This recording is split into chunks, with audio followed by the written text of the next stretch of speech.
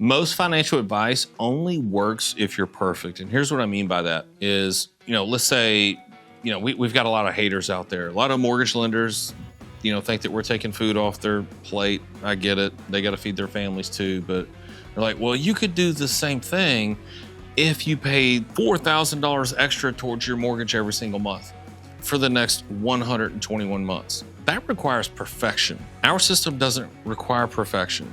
A mortgage is segregation of income. HELOCs are streamlined income approach, which means the same tool that is your real estate loan is also your bank account. You have liquidity. So you streamline the entire process. It gives you the confidence to put everything in there. And so, whether it's that type of financial advice of just pay extra on your mortgage in order to get it paid off in 16 or 18 years, it's requiring 180 plus months of pure perfection. We got to go back to behavior. We got to go back to having a structure that is automated and that is almost painless. Now, I think in order to achieve anything that you want in life, you're going to have to go through some discomfort, right? So I'm not saying pain-free. I'm just saying it has less pain to it. And that's why our strategy works. And people on the outside look at it and think, one, it's riskier, it requires more discipline. And these are all myths and misconceptions. It's not. Once you're on the other side of the curtain and you're in it, you're like, oh my goodness, the light bulb goes off. It's like, now I have more peace, I have more calm, I'm liquid, my money's working for me. I didn't have to eat rice and beans for 10 years in order to achieve this goal. Look, we're no different than Dave Ramsey. We want you to be debt free if you want to be debt free. This is where we differ from Dave Ramsey. We don't think that having structured debt, controllable debt, means you're a terrible person either. We're going to treat you like an adult. So if you want to leverage debt to get wealthy, be my guest. If you want to come on board and eviscerate debt and not owe anybody anything, be my guest. You're the adult. We're going to require that you take ownership of your decisions, but we're going to show you the facts behind both decisions and where that leads.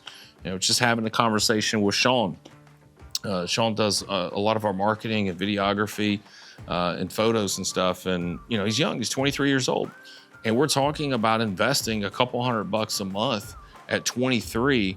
He can guaranteed be a millionaire, multi-millionaire by the age of 65. But it all boils down to, are you willing to give up short-term pleasures of that $300 a month for long-term pleasures, long-term gain, right? A lot of people don't have that kind of discipline. They're not willing to be uncomfortable and sacrifice. I just kind of dovetailed into a previous conversation we were having, another video that we shot, is we're sitting on the precipice of an opportunity. 2008, I went broke. But people that didn't go broke in 2008 and that were prepared and that were liquid, that was a massive transfer of wealth. We have the same opportunity right in front of us today. There is going to be a massive wealth transfer. And my wife and I actually had this conversation where, we're building a new house. We bought a new farm. It has a house on it. We're going to demo the house. And we're going to build a new house. And, as we're going through the design phase, it's like, yeah, we'd like to have this, we'd like to have that, we'd like to have a gym, we'd like to have a sauna, we'd like to have, all the, office space for me and a studio and whatnot in there. And it just kept getting bigger and bigger and bigger. And I think it's the Holy Spirit, because I was having really a reaction to it, like an undue stress. Like I'm putting stress on myself that I don't have to. There's a difference between needs and wants. And we don't need a monstrosity of a house. We need shelter. We already have shelter. So anyways, she was feeling the same thing because, we start this, we also have a lake home, and it's like, okay, we're doing this. Now we feel obligated to be here in town and less at the lake because we need to help manage the project, make sure it's running on track and they're putting in the right tile. And then that's another stress of hers. She likes to decorate. So although that brings her joy and to design things, she also has to be around to see it, touch it, taste it, feel it. Taste it is a bit extreme, but you get my point. And, make those decisions. That's added stress. And I brought it up in a conversation, and she was feeling the same way. And I said, look, we could either put, and I'll be transparent for a moment, 700-800 grand on a down payment for this new home, or we know what's going on in the marketplace right now with almost 100% certainty, and things are either currently on a discount or going on a discount, these assets, and we could either put this towards a thing, which is a big home, or we could take that liquidity and dump it into investments. And then next year, we'd look up and say, all right, instead of financing a home, maybe we just stroke a check for it. Honestly, I still don't think I would, because I know how to control that. And I know my behaviors with money. I'm not going to abuse it and squander it anymore, because I've done that before and I learned my lesson. I got burnt. You know, if you touch the iron skillet one time, that's enough. You're not going to touch it again. You're going to be careful the next time, right? So that's what I did. Doesn't mean it's evil and I avoid it at all costs. It just means I'm not going to get out of control with it. So we chose the latter. Let's take this opportunity when things are going on a discount and assets are going to be available.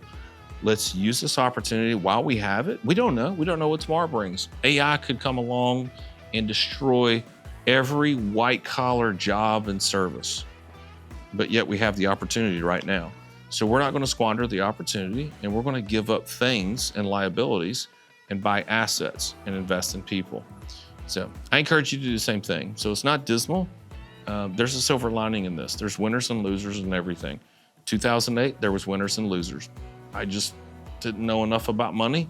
And I'm not a victim. I created my own victimhood because of my lack of knowledge with money.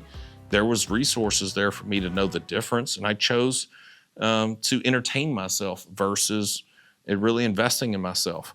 So therefore, I was the loser, and there was winners. This is going to be no different. There's going to be winners and losers. And the good news is you get to choose which side of that coin you're on. Are you going to be a winner? Are you going to be a loser?